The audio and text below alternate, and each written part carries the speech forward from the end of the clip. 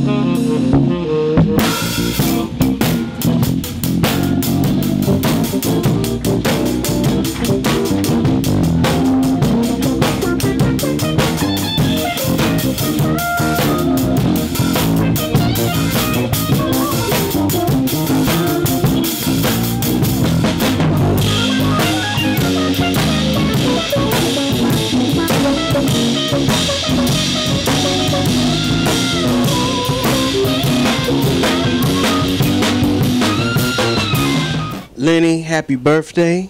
Congratulations, too, on this live CD. You know, this is a part of your life that you really are celebrating. One, you've got 50 years in as a dynamic drummer as well as musician, but also this weekend and this week you're reflecting on your friends who are helping you celebrate this. Well, this is the first time in a long time that I've actually played on my birthday. I don't mean to sound, I don't know, mushy or whatever, but I primarily don't celebrate birthdays, you know. Birthdays are just like one day. And, you know, what I would hope to be able to do is throughout my days influence someone, empower somebody so that when I have no more days, then they raise a glass to me and say, man, the brother did this for me. So, but right now, come on, you know, they don't have to do that now. There are three sets that you're doing this week. Tonight is the trio with Patrice Rushen and Ron Carter. And then you're also bringing in some of your good friends for the latter part of the weekend. Explain the two sets. Well, there's actually three. Patrice, Ron, and I did a record, maybe it's about, I don't know, 5-6 years ago, where I rearranged Earth, Wind, and Fire music to do from a straight ahead perspective. And they were on that, so I'm going to do a little bit of that. Just play some standards tonight. And then Patrice and Ron also graced a production that I did with a young singer from Napoli, where we did Neapolitan music and then some Italian music from a jazz perspective. And so her name is Letizia Gambi, and she's going to be here tomorrow, and we're going to do something from her CD, and it's going to be the trio plus a bandoneon, Hector de Corto, the bandoneon, and his wife Jisoo a.k.a. is going to play cello. So, little different thing. Then on Saturday and Sunday, it's going to be Patrice and Victor Bailey on bass, and Foley on lead bass, and Benny Maupin on reeds. And that's the CD that we did. It was now 16 years ago. We went to Japan and did a gig in Japan, and I just happened to put it on a mini disc, and it sat in my drawer for 16 years. And then it sounded pretty good, so I decided to release it. And so that's the live record. Now, understand that it's a culmination of two projects that you recorded in the early to mid 90s, but you played all of that material while you were in Japan on this tour. Yeah, it was the Renders the Spirit CD and also Present Tense. And, you know, it was like my first tour of Japan with my own band. And so I called some of my friends, and we got together and had a great time. And fortunately, it was documented, so that's what the live CD is. It's that documentation of that band and that gig.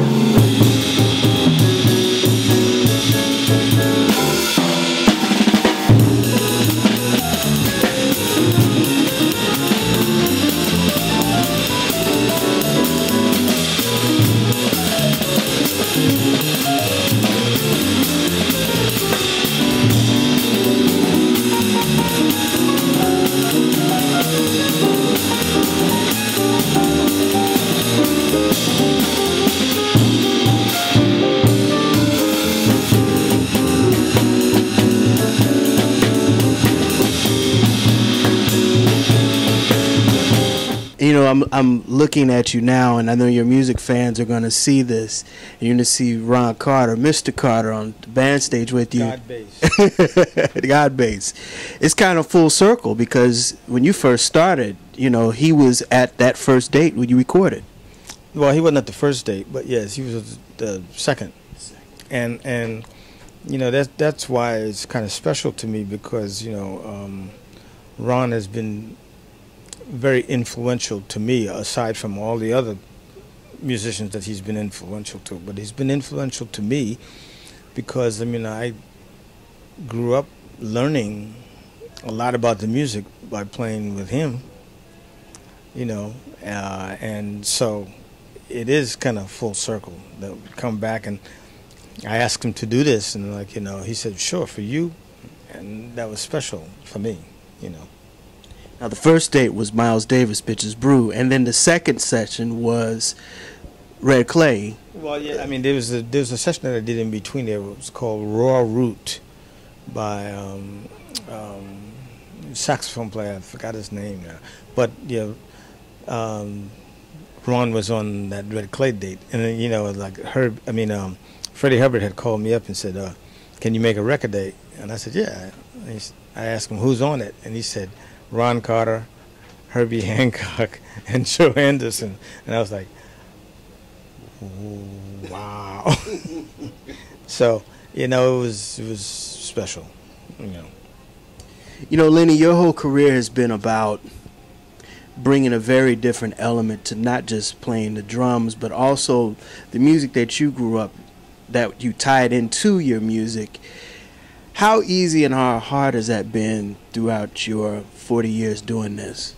It's been pretty, well, what's difficult, if anything, is the mindset that you get put in that you have to do certain kind of music to please people. When I grew up listening to music, I heard every kind of music on the radio. And this is back in a time period where DJs played the music that they liked, not what they were told to play. So you could hear Miles Davis and the Beatles on the same station. You could hear Jimi Hendrix and John Coltrane on the same station, along with James Brown and Led Zeppelin. And so that's the way I grew up listening to music. I wasn't musically myopic. And it's just a reflection on how I grew up and how I processed the music. I listen to every kind of music imaginable. And I get my inspiration from the music, not from just a particular style. I mean, like, for me growing up, I had to learn how to play all different kinds of styles of music. Jazz, and I don't like to use that term jazz, and let me explain the reason why. Because jazz is a four-letter word. It's a very small word to exemplify what the process and the whole experience of that music is. When you think about it from the perspective that when you think of classical music, and you go look into the dictionary of what classical is, that classical is pertaining to Greece or Rome. So now you have this music was created by black people, and the term is like a throwaway term for what the actual creation is. So I would love to have a better word to exemplify the whole experience of what that music is. Jazz is what's been used from the inception of the word, but now that's come to be inclusive of a lot of things that are not jazz.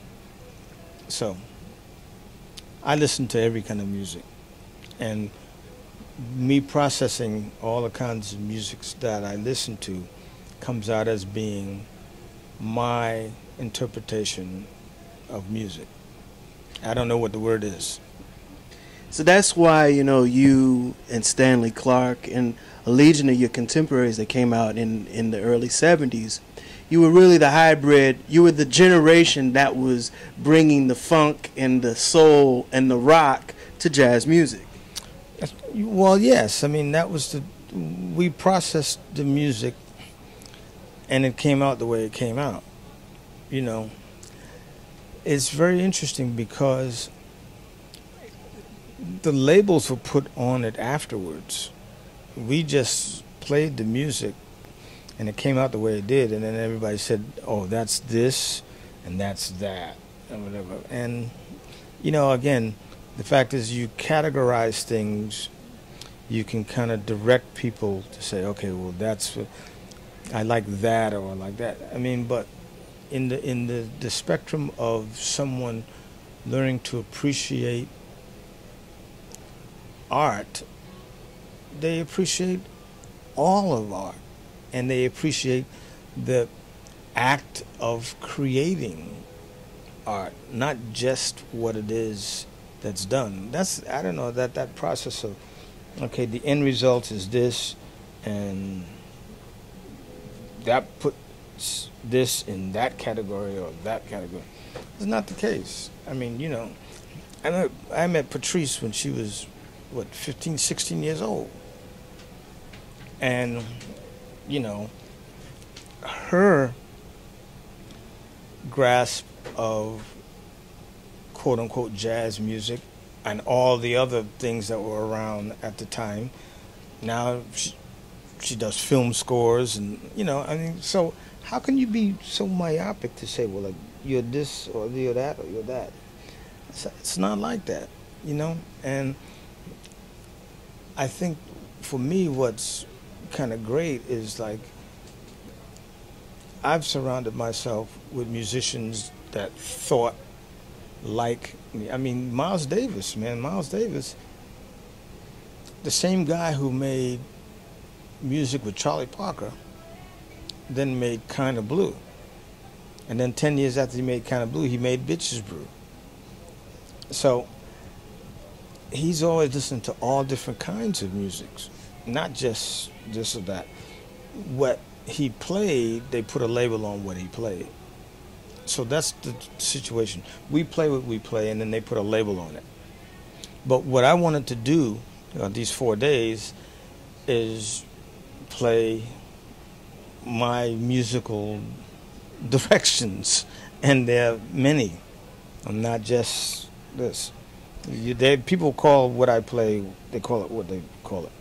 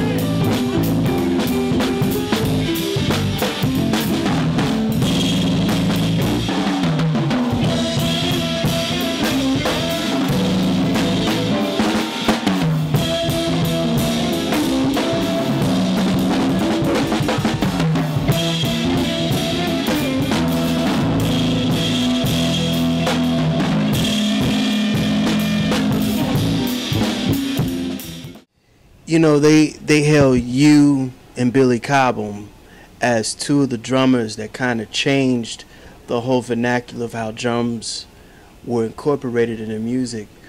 How do you respond to that? Because, you know, you did bring a different fire to the element of the music, and Billy did also. Tony Williams is the guy. That's how I respond to it. Because basically, we were vibing off of what Tony did. Tony took the quote-unquote jazz element and combined it with whatever else he was listening to, and it came out as Tony Williams music. And he turned Miles Davis around. So for me, the guy that really set the groundwork for all of what we do was Tony, especially from the drum perspective, but not just from the drum perspective, because when you listen to Lifetime was an organ trio on steroids, and they played all kinds of things, and it opened it up to be something that became a new direction. But he's the guy. Who are some of your other drumming influence or musicians that influenced you?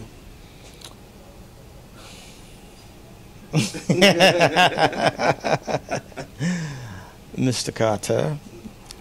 I mean, I listened to James Brown, Jimi Hendrix, Led Zeppelin,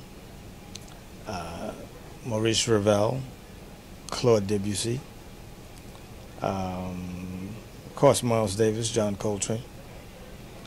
I listened to everything, you know. And I think if people listen to what it is that I do in terms of direction, they can probably hear all of those things. Hopefully, because, you know, I'm a reflection, or my music is a reflection of all the different influences that I had. When you were doing Bitches Brew, you were introduced. I was scared, man. I can imagine. And I want to ask you, because out of that relationship, there was Chick Corea, which you guys evolved into Return to Forever eventually, and then Benny Maupin, I understood, what was on the record also, and he'll be playing this weekend also. What was the thing that Miles instilled upon you? Because there were two drummers. It was Jack DeJohnette, and then there was you. And four drummers. Okay. Jack DeJohnette, myself, Juma Santos, and Don Elias. They played hand percussion, so there was four. Two drum sets and two hand percussion. What did he want from you as far as the sound, and what was he going for when he recorded those sessions? I think that Bitches Brew is Miles' most African sounding record. You know, to have 13 musicians come into a room and you don't give them really a specific direction, but you rely on their creative consciousness coming together and morphing and to create this great tonal palette, I think was brilliant, because egos were left at the door and everybody came in, and like there was just like organic sound, this organic landscape that was created. And you know, he didn't, what he said to me is, he said, honest, this is true, he said, think of it as a big pot and we're making a stew, and you can be a spice, like you could be the salt, and Jack's gonna be cinnamon or whatever, you know, and like, and so like it was this brew, and that's how we operated. We went in, and there was a few guidelines, and we played, and then he'd stop and point to John McLaughlin. John McLaughlin would play, we'd play something on it, then we'd stop, and he'd point to Benny Maupin, Benny Maupin would play, and then they spliced it all together, and it became Bitches Brew. And that's been your philosophy as far as all of your bands, from the Jamaica Boys to just the stuff that you have played on throughout your career. Your whole philosophy is just, it's been open-ended. Well, so, and quite honestly, production-wise, I'm a huge movie buff. And so how I put together production of records is like how a movie director would direct movies. The music is like the script, and then the musicians are the actors. And so you have some music, you say, man, you know who would be great? And if you have a script, you say, know who would be great to do this scene? We need to get Denzel to do this scene. And we could have Denzel along with Katharine Hepburn. and wow, that's a great pairing. Wow, what would happen with that? You know, so you do that, and that's what happens. I mean, you kind of know, musician-wise, what people do, and from that perspective, you call those people to do that particular thing that fits the music, you know.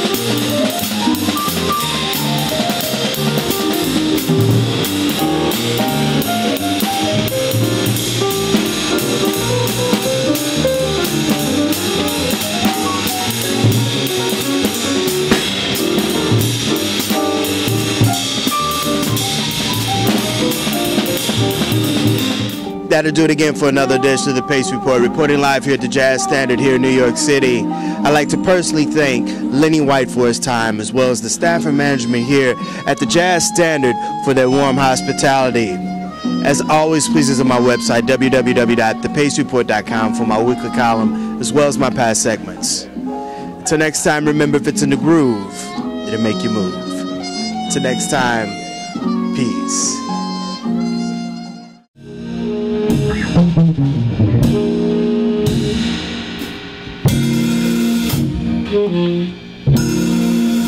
Mm-hmm.